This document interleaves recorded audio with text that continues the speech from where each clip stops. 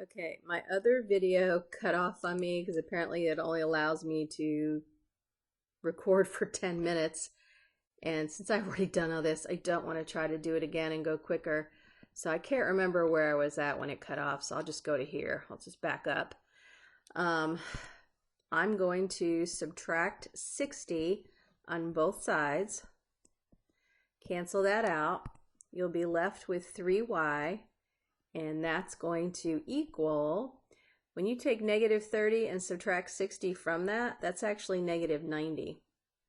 And so now I am going to divide both sides by 3 so that 3 over 3 cancels, and I'm just left with 1y.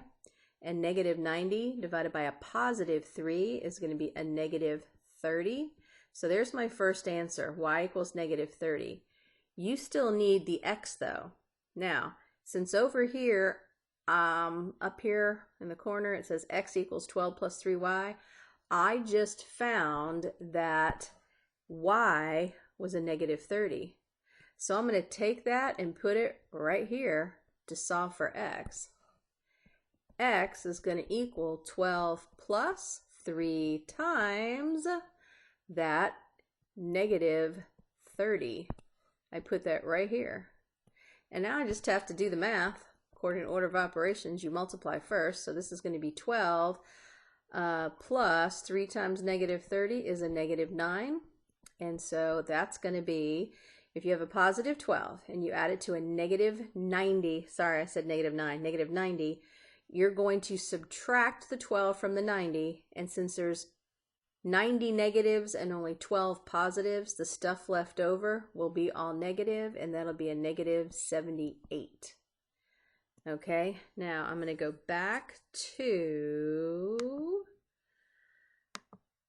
yes, I'm still here. Okay, and all I have to do is type in the answers. I don't know if you can see this or not. It should be in the screen. X was, gosh, I've forgotten already. What the heck was X? Sorry. X was negative 78 and Y was negative 30. Okay, so X is negative 78 and Y was negative 30. And then hit check, and please be right. Correct, woohoo! All right. So, there you go.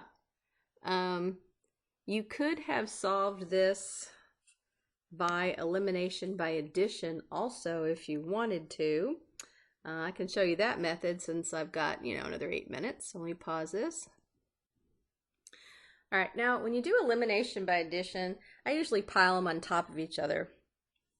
And you have to decide, do you want to cancel the x's or do you want to cancel the y's? It really doesn't matter. You get the answer either way.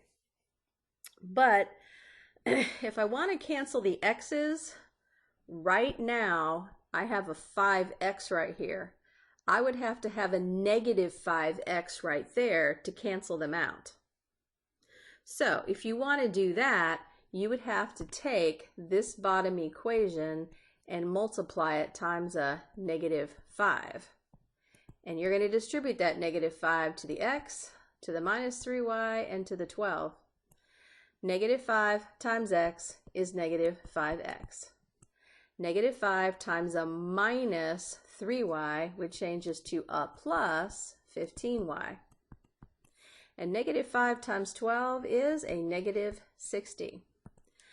I don't have to do anything to the top equation except copy it over here so that everything is lined up nice and pretty. And now when you combine them, the 5x's cancel out.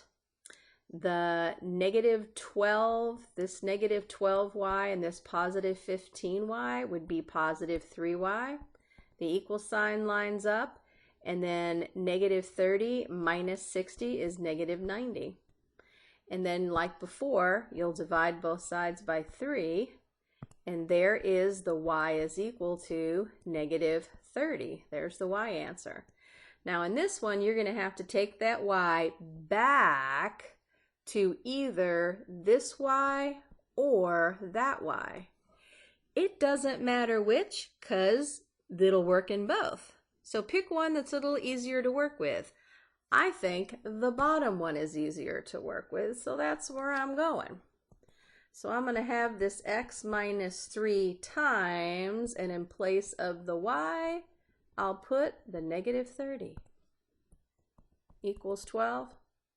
And then x and minus 3 times a minus 30 is a plus 90 is equal to 12. And then right here, you're going to subtract 90 on both sides so that it cancels. And x is going to equal 12 minus 90 is a negative 78. Well, look at that. That's the exact same two answers. So it doesn't really matter which method you use. They both work. And I hope that explains it. Sorry it took 2 videos to do it, but I gave you as detailed an explanation as I could.